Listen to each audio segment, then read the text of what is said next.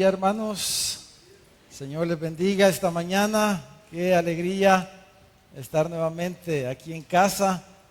El Señor nos permitió estos días. Queríamos principalmente descansar un poquito, pero también el Señor pues siempre,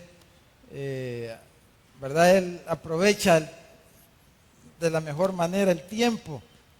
Y estuvimos un fin de semana, de estos 2 fines de semana, en casa de mi hermana, pero el otro fin de semana pudimos estar en Memphis y aprovechar a visitar a Oscar, nuestro hijo, ¿verdad? Que ustedes saben que está trabajando allá y está tomando el programa de Downline, y pues fue un gozo, ¿verdad? Nos dijo que regresáramos rápido. No creo que regresemos muy rápido, pero fue un tiempo lindo con él, verlo contento, y creo que va a ser un tiempo que él pueda crecer, desarrollarse y sobre todo encontrar el propósito de Dios, ¿verdad? Para su futuro, qué es lo que Dios quiere con él en el futuro.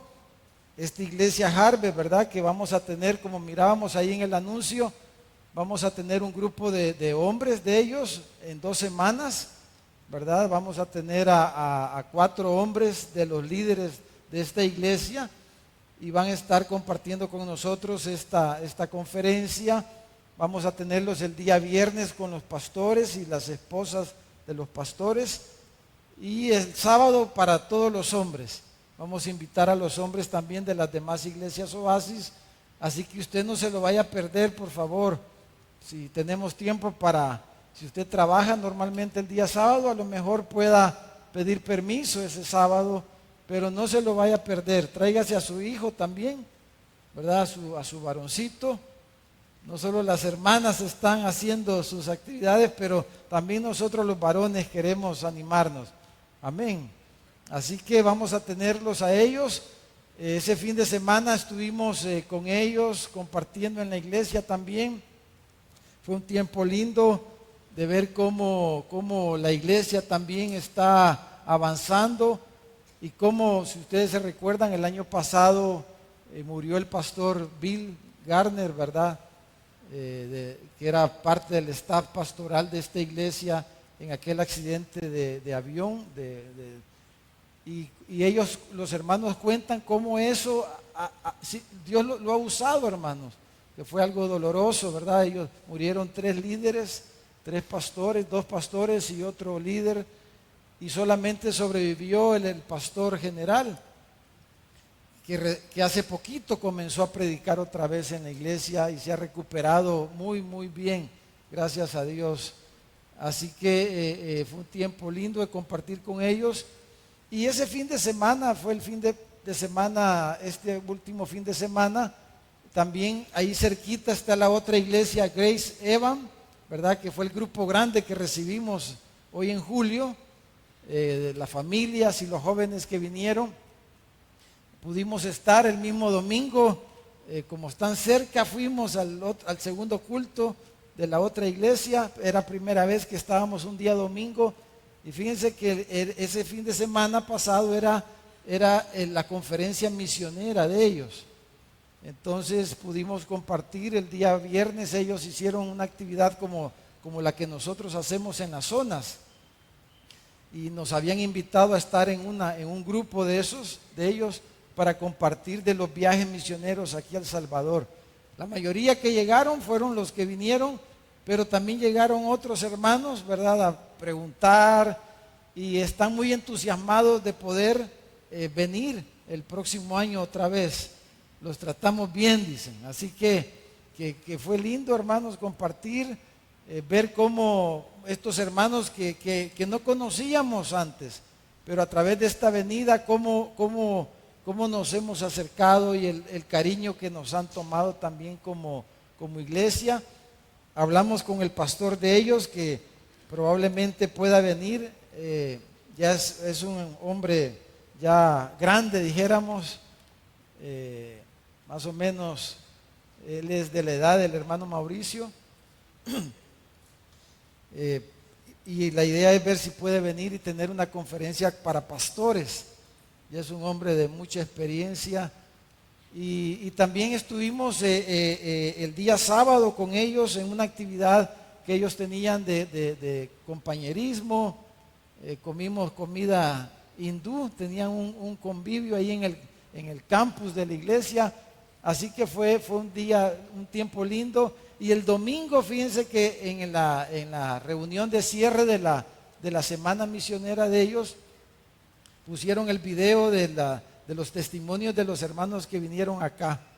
Fue lindo, y hablaron de ustedes ahí en la conferencia. Hablaron de la iglesia Oasis de Gracia. Así que estamos pues agradecidos con el Señor por eso. Y también en esa visita, hermanos, fíjense que visitamos un colegio ahí en Memphis, el colegio Presbyterian Day School. Es un colegio de varones, y ellos tienen un programa de cómo ellos trabajan el desarrollo del carácter masculino, y nos compartieron los materiales. Vamos a estudiarlo y quizás podamos aplicar algo de esto aquí en medio de nosotros, ¿verdad? En medio de este tiempo difícil, hermanos, que estamos viviendo, ¿verdad? Con todo esto de la ideología de género y todas estas cosas. Pero qué lindo pudimos ver, hermanos, en este colegio, conocimos las instalaciones, pero el director, un hermano muy lindo, nos atendió y nos compartieron este programa que es tan necesario para trabajar desde niños, hermanos, desde chiquitos, ¿verdad? De que ellos puedan desarrollar su masculinidad, ¿verdad? Y que los niños sean hombres, hermano. Cómo ellos, pues, la idea del programa es que desde niños ellos puedan tener una proyección clara de lo que es ser varón, de lo que es ser un hombre, ¿verdad? Y el privilegio y la responsabilidad que esto requiere. Así que, pues, el Señor nos permitió también todas esas experiencias, y esperamos pues que el Señor continúe bendiciéndonos a través de estos hermanos, de esta iglesia que hermanos han apoyado también mucho a la Magdalena estos años atrás, pero nunca habían venido a estar aquí con nosotros así un grupo. Así que estamos muy contentos con eso. Pero esta mañana, hermanos, quiero invitarles a abrir nuestras Biblias en la primera carta de Juan. Habíamos estado, sé que el hermano Carlos estuvo compartiendo, ¿verdad?, la semana pasada acerca de la presencia de Dios en medio de su pueblo. Pero yo quiero continuar, y vamos a cerrar esta serie que hemos venido hablando acerca de los vencedores estos dos fines de semana, este domingo y el próximo. Espero cerrar esta serie acerca de los vencedores. Y vamos a leer en Primera de Juan capítulo 2. Si son tan amables y me acompañan al versículo 13 y versículo 14. En los últimos meses hemos leído en más de una ocasión estos dos versículos, y quiero usarlos como texto, aunque vamos a ir después a otro, pero como texto base, dijéramos, como texto de partida para este mensaje. Primera de Juan capítulo 2 versículo 13 y versículo 14. ¿Están conmigo, hermanos? Dice: os escribo a vosotros, padres, porque conocéis al que es desde el principio. Os escribo a vosotros, jóvenes, porque habéis vencido al maligno. Os escribo a vosotros, hijitos, porque habéis conocido al Padre. Os escribo a vosotros, padres, porque habéis conocido al que es desde el principio. Os he escrito a vosotros, jóvenes, porque sois fuertes, y la palabra de Dios permanece en vosotros, y habéis vencido al maligno. Vamos a titular este mensaje, hermanos, como dice estos versículos, que los vencedores vencen al maligno, vencen al diablo, lo hemos titulado. Aunque aquí el texto ocupa la palabra maligno y ya lo vamos a explicar. En esta carta, hermano, la primera carta de Juan, acuérdense que hemos usado el libro de Apocalipsis para hablar de los vencedores. Y el libro de Apocalipsis fue escrito también por el apóstol Juan. Porque esta idea de ser vencedor, esta idea de ser alguien que vence, es una idea juanina, dijéramos. Es una idea principalmente del apóstol Juan. Es una idea que él presenta y usa bastante, dijéramos, en sus escritos. No lo usaron los demás apóstoles, pero Juan ocupa mucho esta idea que dijéramos que caracteriza lo que es la batalla espiritual y esta idea de que somos vencedores. Y en esta carta, hermanos, primera carta de Juan, Juan desarrolla los tres grandes enemigos del cristiano, ¿verdad? Usted sabe cuáles son: el diablo, el mundo, ¿y cuál es el otro, hermano? La carne. Esos son los tres grandes enemigos del cristiano que nos habla la Biblia. Y Juan, en esta primera carta, habla de estos tres enemigos y cómo el cristiano, dijéramos, vence estas tres cosas, estos tres enemigos: la carne, el mundo y el maligno. Y aquí en estos versículos Juan y en su carta desarrolla la idea de ser vencedor, como lo hemos dicho días atrás ya, de que el que vence y el ser vencedor está relacionado con el crecimiento espiritual. El ser un vencedor está relacionado con ser alguien maduro. Y por eso Juan en estos versículos, si usted puede ver, él habla de los hijitos, habla de los jóvenes y habla de los padres, y se refiere a los jóvenes, hablando del desarrollo espiritual, se refiere a los jóvenes como aquellos que han vencido al maligno. La palabra que ocupa aquí Juan para referirse al diablo, al maligno, fíjese que es una palabra, dijéramos, un poquito distinta a cómo se escribe o se presenta el enemigo de Dios en otros pasajes. Y no es muy común que se use la palabra poneros en el idioma original, que tiene que ver con la naturaleza de Satanás, con la naturaleza del diablo. Poneros tiene que ver con la parte esencial, dijéramos, de lo que es malo, aquello que es por naturaleza malo. Juan no se refiere a Satanás aquí como Satanás o como diablo, sino que se refiere como malo, como el maligno, como el origen, dijéramos, de todo lo que es malo, como el origen de todo lo que es dañino. Y entonces Juan, hermanos, cuando dice que los jóvenes, les escribo a ustedes jóvenes porque han vencido al maligno, él está hablando y se está refiriendo más que todo a la naturaleza, que han vencido, dijéramos, la naturaleza del malo, que han vencido la naturaleza del maligno. Juan, hermanos, está enfatizando esto. Por otra parte, en nuestro texto, él dice, jóvenes, dice, cuando se refiere a los jóvenes, la palabra mancebo, no se refiere a un joven, dijéramos, a un joven adulto, a un joven ya maduro, sino que la palabra mancebo en aquellos días, hermanos, se usaba para referirse a los jóvenes, pero dijéramos a un joven tierno, alguien que va entrando a la juventud. Nosotros quizás pudiéramos usar un adolescente, ¿verdad? Que ya no es niño, un adolescente que ya le dice, y bueno, ¿qué has comido? Le dice, ¿verdad? Porque comienza a hablar así un poquito ronco.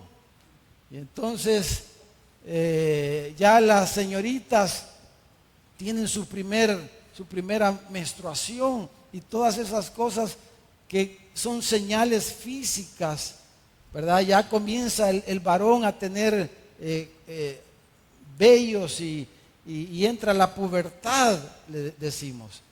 Entonces, esas señales físicas en la vida natural, ¿verdad? Nosotros le llamamos a esos jóvenes adolescentes, le llamamos. Pues Pudiéramos decir que Juan se está refiriendo aquí como a los adolescentes. Cuando dice jóvenes, la palabra que él ocupa para referirse a los jóvenes que vencen al maligno son jóvenes en su edad temprana de la juventud.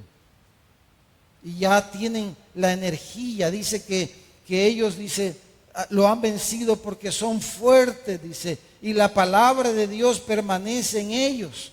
Juan no ocupa, ¿verdad?, una palabra aquí diferente a esta, sino que él se está refiriendo a jóvenes adolescentes, dijéramos. Ahora quiero que veamos, hermanos, si me acompañan a 1 Timoteo capítulo 3, y vamos a usar estos dos versículos, 1 Timoteo 3, versículo 6 y versículo 7, para describir el problema y la naturaleza del maligno, a la cual Juan se está refiriendo, que el joven vence, que el joven se sobrepone y vence esa naturaleza mala de donde procede todo lo malo. El cristiano tiene que lidiar, ¿verdad?, con el pecado. El cristiano tiene que lidiar con su propia naturaleza caída. El cristiano tiene que lidiar con todas estas cosas. Pero el desarrollo espiritual, ¿verdad?, la vida espiritual que habita en la persona, en el creyente, en el hombre, en la mujer creyente, que ha avanzado de la niñez espiritual y ahora ha entrado ya en una nueva etapa de su vida espiritual. Ahora es un joven, es un adolescente, dijéramos, espiritualmente hablando también. Ahora él dice que es alguien que vence, que tiene la fortaleza, y que esa fortaleza viene del conocimiento de la palabra de Dios. Ahora, esa naturaleza del maligno creo que es muy bien descrita por Pablo aquí en 1 Timoteo capítulo 3, versículo 6 y versículo 7, si la leemos. Dice, refiriéndose a la ordenación de líderes en la iglesia, dice Pablo, no un neófito, no sea, dice, que envaneciéndose caiga en la condenación del diablo. También es necesario que tenga buen testimonio de los de afuera, para que no caiga en descrédito y en lazo del diablo. Tenga en mente, hermano, estos dos aspectos que Pablo menciona aquí, 1 Timoteo 3, 6 y 7. Dice el lazo del diablo. Y 2 dice la condenación del diablo. El lazo, obviamente, ¿verdad?, le ilustra el hecho de cómo el diablo nos amarra o nos pone zancadilla. El lazo con el que nos detiene, con el que nos esclaviza, con el que nos cautiva. Dice que no caiga en descrédito, en lazo del diablo. Dice, para que no caiga en la condenación del diablo. El diablo usa su lazo, dijéramos, para llevarnos a su condenación. ¿Cuál es la condenación del diablo, hermano? El diablo fue expulsado del cielo.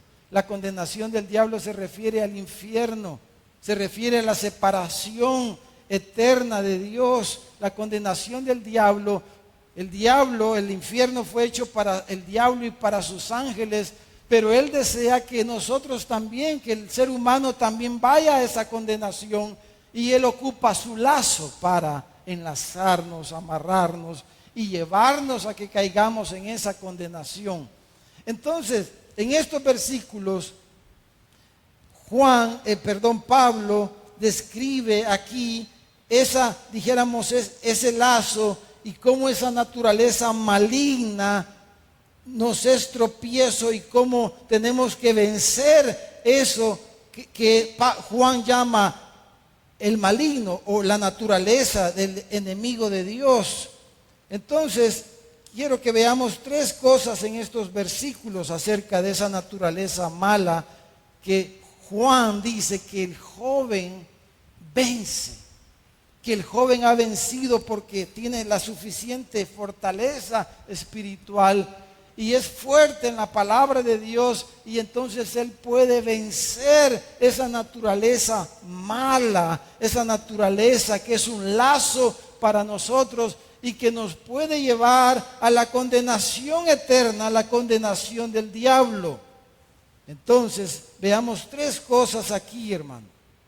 Tres palabras, si usted mira ahí 1 Timoteo 3, 6 y 7, la palabra descrédito, el descrédito.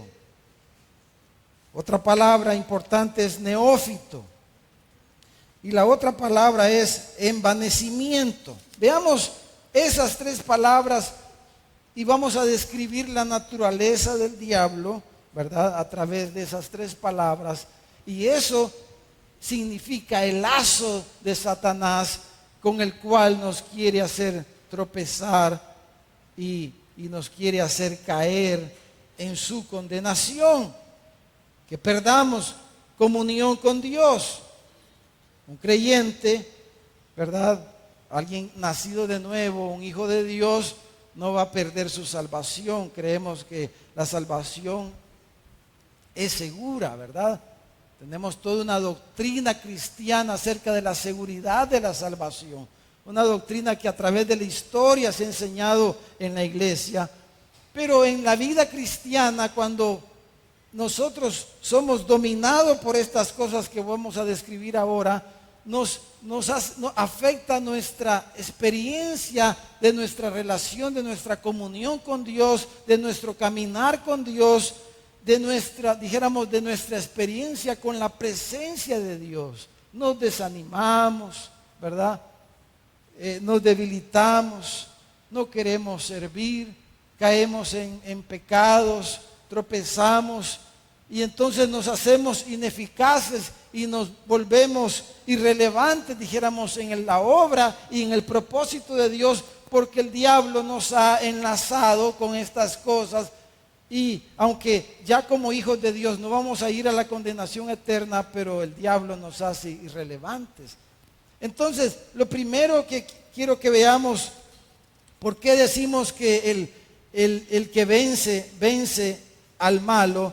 Número uno, porque el joven, dijéramos, ha edificado un buen testimonio, un testimonio sólido, dijéramos. Es lo primero. Eso es lo que Pablo habla en este versículo. Si ustedes ven, cuando dice, para que no caiga en descrédito. La palabra descrédito, usted sabe lo que es descrédito. Tener buen crédito es que le da el banco a usted, le presta, ¿verdad? Porque es buena paga. Pero cuando alguien queda en descrédito, pues nadie le presta porque desconfían de usted, porque no paga, porque no pagamos. Entonces descrédito pudiéramos relacionarlo con la palabra reproche, difamación, alguien que tiene una mala fama o algo que es causa de vituperio, para que no caiga el creyente en descrédito, dice. O sea, que tenga y guarde un buen testimonio. La palabra testimonio aquí es la misma palabra que Lucas usa en el libro de los Hechos, en el capítulo 1, versículo 8, cuando dice que seamos testigos. Quiere decir que tengamos buen testimonio en Jerusalén, en Judea, en Samaria y hasta lo último de la tierra. Que tengamos buen testimonio, que vamos a ser sus testigos, o sea que vamos a dar testimonio de Él. Es la misma palabra, martus o marturia, que evidencia, el testimonio evidencia de que somos discípulos de Jesús. Y el testimonio de Jesús es, dijéramos, reflejado, transmitido a través de nuestra vida. El joven, espiritualmente hablando, que es fuerte, que se ha desarrollado, que tiene esa fuerza, esa vitalidad espiritual, dijéramos, es una persona, es un creyente que ha desarrollado un buen testimonio, y por eso el diablo no lo puede acusar fácilmente. No le tiene la cola pateada, como dicen, ¿verdad? Porque ha desarrollado un buen testimonio. Entonces, vencer al diablo implica, número uno, desarrollar un buen, ¿qué, hermanos? Un buen testimonio. ¿Cómo está nuestro testimonio? Vencer al diablo requiere construir un buen testimonio en la fe. Y si usted mira en 1 Timoteo capítulo 3, más adelante, Pablo está hablando en estos versículos, en 1 Timoteo capítulo 3, Pablo está hablando de los líderes, de los requisitos de los pastores, de los diáconos, de los líderes en la iglesia. Y entonces más adelante en el versículo 13 del capítulo 3 de 1 Timoteo, dice que los que ejerzan bien el diaconado ganan para sí, dice, un grado honroso y mucha confianza en la fe que es en Cristo Jesús. Hermanos, hacer un buen nombre, ¿verdad? Ustedes saben que hacer un buen nombre es fácil, hermano. Tener un buen crédito es fácil. Tener una buena reputación es fácil. No, ¿verdad? Es difícil hacer una buena reputación. Es difícil hacer un buen crédito. Y perderlo, perder el buen testimonio, dijéramos, perder el buen nombre, es una cuestión que tiene un alto costo. Como ya dije, se pierde el crédito. Se anda en boca de las personas, ¿verdad? En la comunidad en la que vivimos, ya sea en la iglesia, en el trabajo, en la ciudad, en el vecindario, la gente anda hablando de uno, porque no ha perdido el buen testimonio. Entonces, lo que Pablo está diciendo es que nosotros no caigamos en eso. Entonces parte del lazo del diablo es perder el buen testimonio y que el diablo tenga de qué hablar de nosotros, que el diablo tenga que ponerle en la boca a las personas para que hablen de nosotros, pero no van a hablar cosas que le traiga gloria, honor y honra al nombre de Jesús, sino cosas que van a vituperar el nombre de Jesús. Por eso dice Pablo aquí, le dice, está dando instrucciones a Timoteo para que no caiga en descrédito, dice. Entonces, la naturaleza mala con la que estamos luchando, que el diablo es el padre de la naturaleza mala, es el origen del mal, es de donde procede todo el mal, lo vamos a vencer, hermanos, desarrollando, edificando, construyendo un buen, ¿qué, hermanos? Testimonio. El buen nombre es algo esencial en la vida cristiana. Y un hermano, una hermana que no tenga un buen testimonio, hermano, nos volvemos irrelevantes para la causa de Cristo. Somos motivo de que se blasfeme el nombre del Señor, el nombre de Jesús. El profeta Isaías, al referirse al niño que iba a nacer, al hijo que iba a ser dado, al hijo de Dios que iba a venir a este mundo, a Jesús, él se refirió a él con diferentes nombres y dijo, llamarán su nombre, dijo, admirable, consejero, Dios fuerte, Padre eterno, príncipe de paz. El libro de Proverbios dice que de más estima es el buen nombre que las muchas riquezas, y la buena fama más que la plata y el oro. Este versículo de Proverbios 22-21 que acabo de leer, lo que dice es que es mejor el buen nombre que el oro y la plata, que es mejor una buena reputación que tener dinero en el banco. El buen nombre, hermanos, es esencial en la vida cristiana.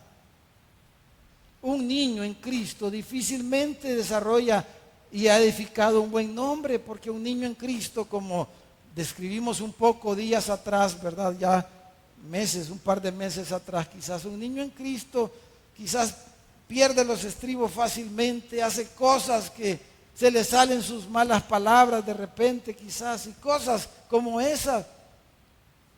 Entonces la gente no puede confiar en alguien, ¿verdad?, que no tiene un buen testimonio.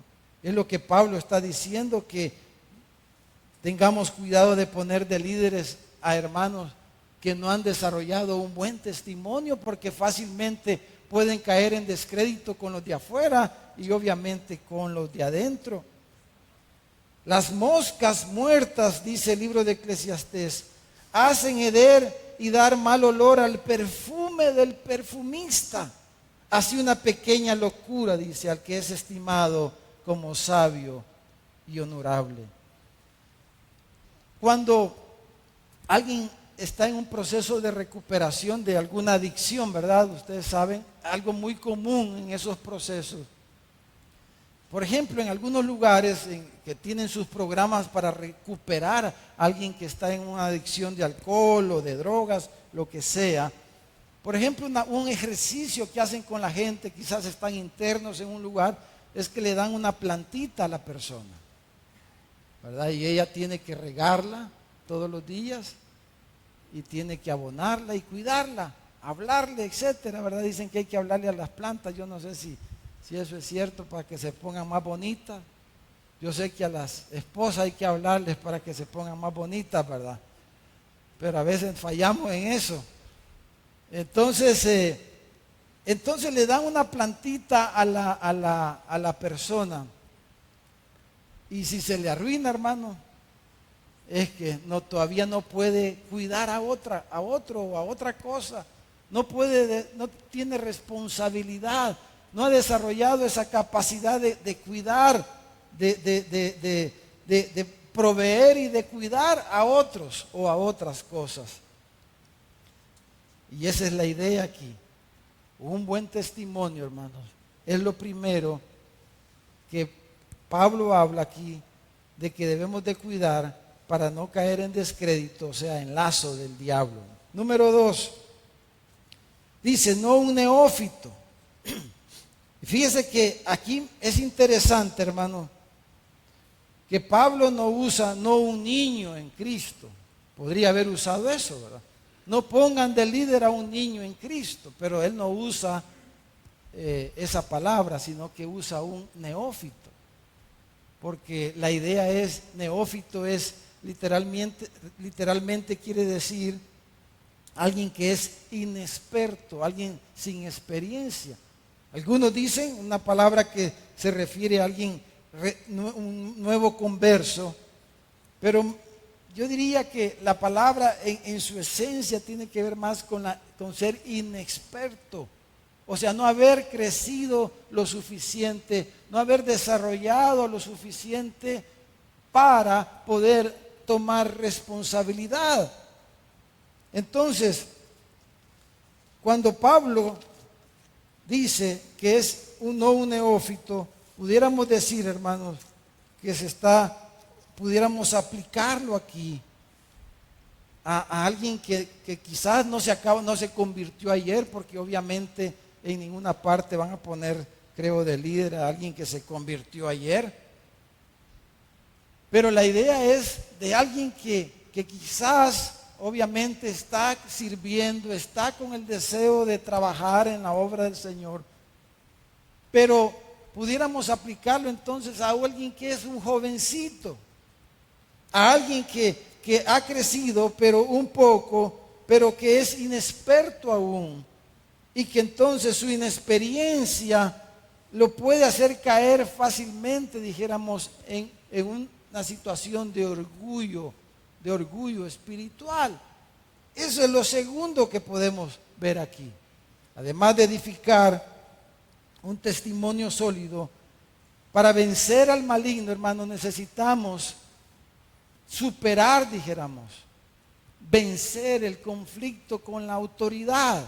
Y voy a usar el ejemplo del adolescente, ¿verdad? Porque creo que todos tenemos claro, los que hemos tenido ya hijos que han pasado por esa etapa, o lo vemos en los hijos de otros, lo vemos en el mundo y nos damos cuenta una y otra vez, ¿verdad? Que cuando ya los niños pasan de su niñez y entran a la adolescencia, como le llamamos en el mundo occidental, a la juventud temprana, dijéramos, uno de los problemas que los jovencitos enfrentan, ¿cuáles son uno de los primeros problemas que enfrentan, hermano?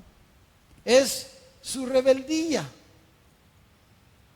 su, su, su, su, su, dijéramos, incapacidad para someterse a la autoridad, su incapacidad para obedecer a su papá, para obedecer a su mamá. Y entonces el jovencito empieza a manifestar problemas para obedecer a su papá, para obedecer a su mamá. Y entonces los padres a veces casi enloquecemos, ¿verdad? Casi enloquecen los papás. Porque dicen, si este niño era tan obediente antes, si esta niña, si una vez le decía las cosas y ya corría a hacerlo, y hoy no me hace caso. Le digo que no lo haga y lo hace.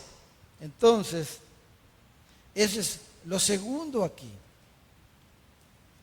El orgullo, la soberbia, ¿verdad? Ese deseo de autodeterminación, que es parte del desarrollo normal del ser humano, ¿verdad? Que deja de ser un niño totalmente dependiente de sus padres, y parte de su desarrollo es que él va teniendo ya la capacidad de valerse por sí mismo, ¿verdad? Ya no requiere tantos cuidados como en la niñez, ya es un jovencito, se baña muy bien solo, ¿verdad? Ya no se deja jabón en la cabeza, ya no se deja tierra en los oídos, se limpia bien y ya va tomando estas responsabilidades y estas capacidades, ya tiene cierta fortaleza, pero él siente que ya puede hacer las cosas, que ya tiene sus propias ideas. El jovencito ya va formando su propio pensamiento, va formando sus propias ideas, y entonces le cuesta someterse a la autoridad. Y esto es una buena ilustración de lo que pasa también en la vida espiritual. Inexperto es que es susceptible al engaño. El jovencito ya puede valerse por sí mismo de muchas maneras, pero ya sabemos nosotros que un jovencito fácilmente llevado de sus deseos, de sus pasiones, fácilmente es engañado también, porque es inexperto. Es inexperto, hablando de la vida espiritual, es inexperto en la palabra de Dios, como dice la carta a los Hebreos, es susceptible al engaño. En el fondo, esa naturaleza, ¿verdad?, caída que está en nosotros, que nos hace creer que nosotros sabemos más que los demás, que sabemos más que nuestros padres, que sabemos más que los hermanos, que sabemos más que el jefe, que sabemos más que los demás. Pero todo eso debemos llevarlo a nuestra relación con Dios, porque al final la autoridad en primer lugar procede de Dios, obviamente la delega, ¿verdad? Y entonces tenemos problemas con la autoridad delegada. La Escritura, hermano, en Proverbios, en el capítulo 3, versículo 5 en adelante, dice: fíate de Jehová de todo tu corazón y no te apoyes en tu propia prudencia, reconócelo en todos tus caminos y Él enderezará tus veredas. Dice: no seas sabio en tu propia opinión, teme a Jehová y apártate del mal, porque será medicina a tu cuerpo y refrigerio para tus huesos. Dice, en pocas palabras, no confíes en ti mismo, confía en Dios. No te creas sabio en tu propia opinión. No te creas más de lo que debes de creerte. Y hermanos, en la Biblia tenemos infinidad de ejemplos, muchos ejemplos. Quiero mencionarles rapidito alguno de cómo la Biblia nos muestra de cómo el pueblo de Dios, cómo los creyentes tuvieron problemas o enfrentaron fracasos por no someterse a Dios, por no someterse a las autoridades que ellos tenían en su momento. Los gabaonitas, por ejemplo, en Josué capítulo 9, engañaron a Josué, si usted se recuerda esa historia. Puede anotarlo y consultarlo al llegar a su casa.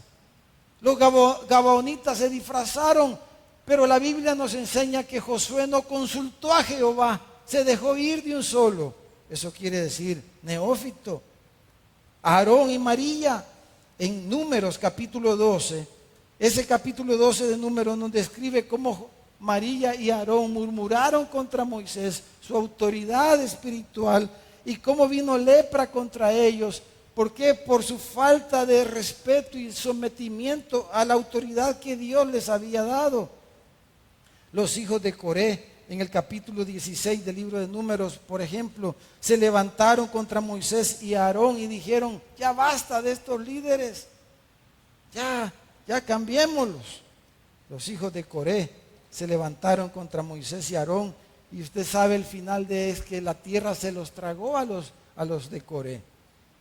El apóstol Pedro, en su primera carta, en el capítulo 5, cuando le habla a los ancianos, o sea, a los líderes de la iglesia, y dice en el versículo 5, igualmente jóvenes, ahí jóvenes se refiere a la parte espiritual, no se refiere a los jóvenes naturalmente hablando, y dice: igualmente ustedes jóvenes estén, dice, sujetos a los ancianos y todos sumisos unos a otros, revestidos de humildad, porque Dios resiste a los soberbios y da gracia a los humildes. Hermanos, hoy día vivimos, ¿verdad?, un tiempo difícil hablando de esto abiertamente, y se promueve en el mundo en el que vivimos, más que cualquier otra época quizás, la rebeldía, la autodeterminación, y con todo eso la soberbia, el ser absolutos. Pero una criatura no puede ser absoluta. Absoluto es Dios. Pero toda persona, toda criatura y toda creación es relativa a Dios, porque Dios nos creó. Y no podemos ser absolutos, si no vamos a enfrentar grandes consecuencias. Aunque esa filosofía prevalece en el mundo actual, hermano, y en nuestra vida espiritual necesitamos aprender. Por eso la gente no quiere tener iglesia, hermano. ¿Sabe cuál es el fondo en sí de no querer tener iglesia? Y andan de iglesia en iglesia la gente. ¿Sabe cuál es el fondo? No quieren darle cuenta a nadie. Cuando tienen un problema en una iglesia, entonces vienen y vámonos para otra. ¿Cuántos ejemplos he visto yo a través de mis años en el caminar con el Señor y en mi vida pastoral, hermano? Por ejemplo, es bien común que pasa hombres que supuestamente cristianos, ¿verdad?, tienen algún problema, alguna infidelidad, algo, sale a luz su pecado, y lo que hace es llevarse a su mujer y a su familia, y a veces las hermanas ceden a eso fácilmente por tal de conservar la relación. Pero eso es cuestión de tiempo nada más, porque claro, van de aquí, van para allá, de allá van a salir para el otro lado, y entonces van de lugar en lugar donde no los conocen, donde quizás a veces, por como está diciendo Pablo aquí, se les da privilegio, se les da responsabilidad a personas que no tienen un buen testimonio, que no han construido una vida espiritual sólida, y entonces no quieren someterse a nadie. Ese es el problema en el fondo. Dice: ya no quiero estar ahí, dice, porque están hablando de mí, mejor me voy a ir a otra parte donde no me conocen. Pues si de eso es lo que estamos hablando. ¿Por qué hablan de usted? ¿Por qué hablan de fulano, de sutano? No, ahí tenemos que enfrentar eso y arreglar eso. Y si hemos pecado, pues arrepentirnos, ¿verdad, hermano? Usted no haga eso, ni le permita eso a su familia. Ayudemos, peleemos, porque todos necesitamos estar sujetos unos a otros, a todos, no importa quién sea el que nos diga algo, si es nuestro hermano de nuestra iglesia. Pero no digamos a las autoridades de la iglesia, no digamos a los líderes, a los pastores, etcétera. Necesitamos entonces vencer al diablo, hermanos, es aprender a estar sujeto. Vencer al diablo es tener un testimonio sólido, para que no tan fácil anden hablando de uno, pero a veces hacemos tonteras y damos lugar al diablo para que hablen de nosotros. Hacemos locuras, y una locura es como una mosca en el perfume del perfumista. Pero los discípulos decimos, vénganos tu reino, Señor. Hágase tu voluntad aquí en la tierra como se hace en el cielo. Y por último, en tercer lugar, hermano, Pablo habla aquí del envanecimiento que es en cierta manera lo que alimenta esa soberbia, esa rebeldía, hermano.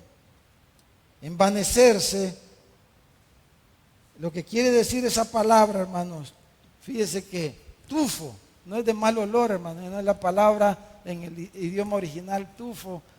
Lo que quiere decir envanecerse es llenarse de humo, como dicen, ¿verdad? Este ya se le subió a la cabeza, está cabezón, dicen, ¿verdad? Así dice la gente, este ya está cabezón, ya se cree a saber qué. Bueno, esa es la idea de envanecerse,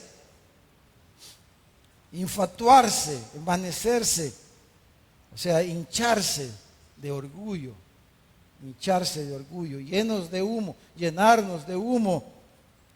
Esa, hermanos, es la esencia maligna, esa es la esencia del mismo Satanás, del mismo diablo.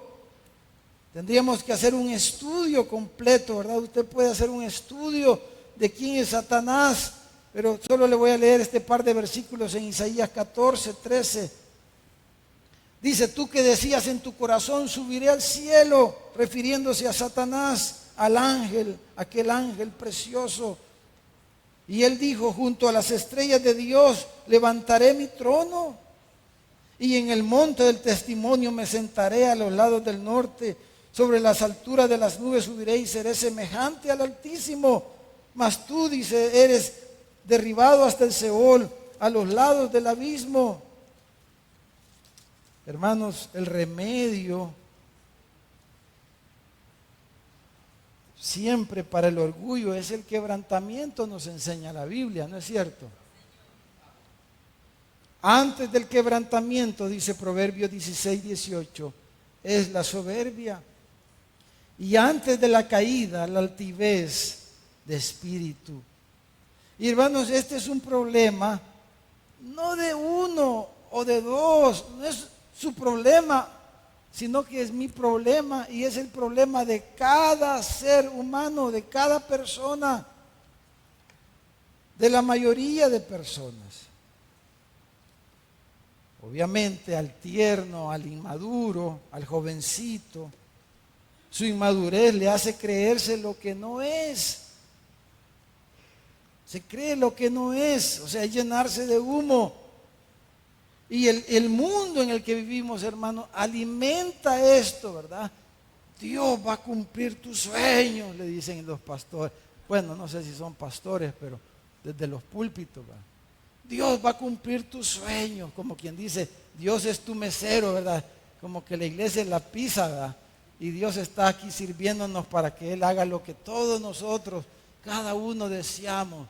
Dios está para hacer lo que tú quieras. Vas a ser como Dios. El poder está en tu boca, le dicen a la gente. Lo que tú digas, decláralo y se va a hacer. La confesión positiva, dice. Eres un Dios. Eres como un Dios. Puedes crear con tu palabra, con tu boca. Tienes que decir cosas buenas, cosas positivas para el futuro y van a ocurrir. Eso es lo que enseñan en muchos lugares, hermano. ¿Qué es eso, hermano? Humo. Llenando de humo a la gente de la cabeza. Y claro, a algunos les resulta porque a saber cuál es el destino de esas personas. Pero esas personas no los va a llevar, esas enseñanzas no van a llevar a las personas a Dios. Esas enseñanzas nos van a separar del Dios de la Biblia. Por eso hoy está de moda el narcisismo, hermano. El narcisismo, según el diccionario, dice, es una afección mental en la cual una persona tiene un sentido exagerado de egocentrismo. Se cree la gran cosa y tiene una preocupación extrema de sí mismo, ¿verdad? Si cuida, pues hay que bañarse bien, pero tampoco, ¿verdad, hermano? Hay que peinarse, pero tampoco va a dejar de comer para ir a saber, a que le hagan a saber qué cosa. Un cuidado excesivo, una preocupación excesiva. Dice, ay, ya me están saliendo patitas de gallo. Ahí le van a salir de gallina también. Miren Romanos 12, versículo 3. Dice, mire lo que le dijo Pablo a los de Roma, hermano. Dice, digo pues, por la gracia que me es dada, versículo 3, a cada cual, dice, que está entre vosotros, o sea, cada uno de nosotros, que no tenga, ¿qué dice, hermanos? Más alto concepto de sí que el que debe de tener, sino que piense de sí mismo con cordura, conforme a la medida de fe que Dios repartió a cada uno. El envanecimiento, hermano, nos lleva a la autopromoción y a la autoexaltación.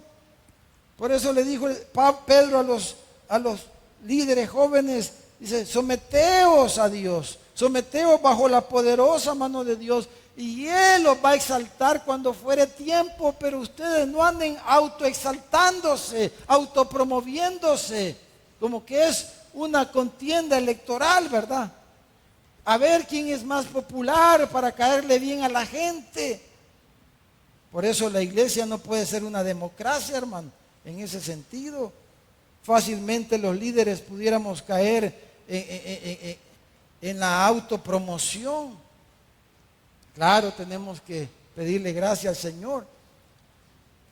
Se recuerda, quiero terminar, pero estudiando esto me venía a la mente aquel ejemplo que el hermano Job, el pastor Job de San Miguel, en una fábula que él contaba, no sé cuántos se recordarán, de los animales de la selva. Bueno, usted sabe cuál es el animal que es el rey de la selva, ¿verdad, hermano? Pero él en su fábula contaba de un perro que quería ser el rey de la selva, hermano. Pero él dice que era un perro todo seco, hermano. De esos aguacaterris, ¿verdad? Que se le miran las costillas, ya así como los que hay por aquí en medio de nosotros. Todo, dice que el seco era todo, las patas, todo, se le miraban las costillas, ya como que ya se iba a morir el perro, dice. Pero dice que el perro cuando se fue a subir a la peña de la montaña, dice, pensando ser el león, ¿verdad? Dice que él cuando se empezó a ver las pezuñas, ¿verdad? Las cebolletas, dice que él se las miraba bien gordas, dice. Y se miraba bien velludo el perro, pero era un perro, pero él se imaginaba y se miraba como el cuento aquel, ¿verdad? De la bruja aquella que decía, ¿quién es la más bonita del reino? Decía, ¿verdad? ¿Y qué le decía el espejo, hermano? Tú, le decía, tú, ¿verdad? ¿Quién no va a querer eso, hermano? Pero, hermano, ese es el mero maligno, el malo, que quiere llenarnos de humo la cabeza, que quiere envanecernos, hacernos creer algo de nosotros mismos que no es cierto. Entonces, concluyendo, hermanos, esta mañana, vencer al diablo, vencer al maligno, es vencer esta naturaleza mala que Pablo aquí, pudiéramos decir, tiene que ver con no caer en descrédito, desarrollar un buen testimonio. Número 2, no aprender a someternos, a obedecer, a sujetarnos, a trabajar con otros, a no andar solos, a no ser individualista. Y número 3, a no, hermanos, llenarnos de humo, a ya no creerle al diablo y llenarnos la cabeza de humo para envanecernos y creernos lo que no somos. Los jóvenes, dice, ustedes jóvenes son fuertes y han vencido al maligno. Han vencido estas cosas, ya no los dominan, luchamos con ellas. ¿O no es cierto, hermano? Luchamos con estas cosas. Luchamos con guardar nuestro testimonio. De repente hacemos cosas que no deberíamos de hacer quizás. A veces ¿verdad? Nuestro corazón se quiere revelar. Nos enojamos cuando alguien nos dice algo y nos queremos reaccionar.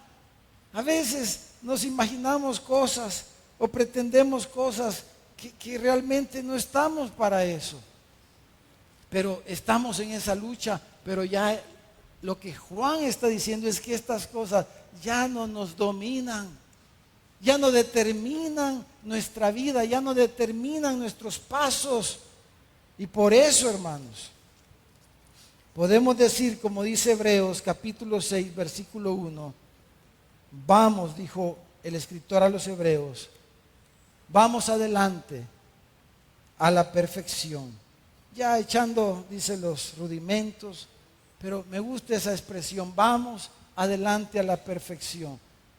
Perfección quiere decir ahí madurez. Vamos adelante, vamos, sigamos, procedamos a la madurez espiritual. Avancemos a la madurez espiritual.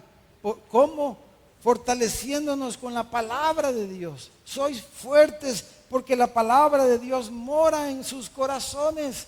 Por eso, hermanos, qué tan importante es que trabajemos seriamente en alimentarnos con la palabra de Dios, sabiendo que la obra del Espíritu Santo, la obra espiritual, la obra del Espíritu Santo siempre va a ser mediada por la palabra de Dios, porque la palabra de Dios es la espada del Espíritu.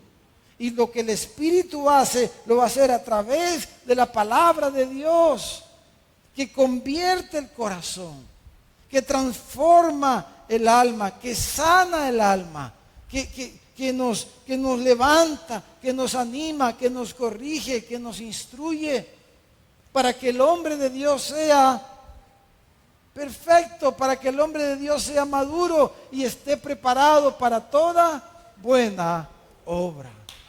Démosle un aplauso al Señor. Vamos a orar, hermanos, un momento. Oremos. Y digámosle al Señor esta mañana, Señor, ese es mi deseo. Yo creo que ese es el deseo de cada uno de nosotros, ¿no es cierto, hermano?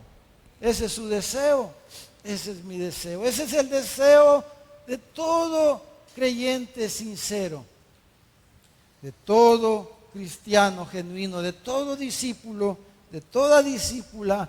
Este es el deseo, este es el anhelo. Avanzar hacia la madurez, avanzar hacia la perfección, vencer lo malo, vencer la naturaleza del maligno, vencer todas esas obras, esas cualidades del diablo, y ya no estar dominados, ya no estar bajo el dominio, bajo el lazo de Satanás, para que no caigamos en el lazo del diablo y caigamos en la condenación del diablo. Digámosle esta mañana, Señor, este es mi deseo, Señor. Mi deseo es servirte a ti, es agradarte a ti. Mi deseo, Señor, es avanzar. ¿Cuántos quieren decirle al Señor esta mañana? Señor, mi deseo es avanzar, Señor, a la madurez.